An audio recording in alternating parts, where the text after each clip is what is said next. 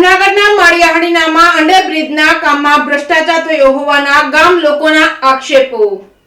જૂનાગઢના માળિયાહાડીનામાં અંડરબ્રિજના કામમાં ભ્રષ્ટાચાર થયો હોવાના ગામ લોકોના આક્ષેપ। કરોડો રૂપિયાનો બનાવેલ અંડરબ્રિજ હજુ તો બનતાની સાથે જ કાંકરી ઉકળીને ખરી પડતા આ કામગીરી કેવી હશે તે તો હવે નજરે દેખાઈ રહ્યું છે। ત્યારે આ કામગીરી લોટ પાણીને લાકડા જેવી થઈ હોવાના આક્ષેપ તંત્ર દ્વારા કોન્ટ્રાક્ટર સામે પગલાં લેશે કે કેમ?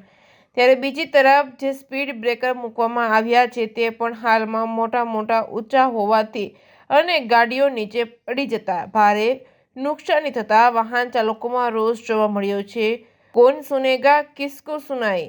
પ્રજાની થઈ રહી છે કસોટી। સત્તાધારી નેતા તેમજ વિરોધ પક્ષના નેતા શા માટે મૌન? Reporting by Pratap Sisodia, Maliyahatina. મારું નામ ઇન્દ્રજીતસિંહ સિસોદિયા।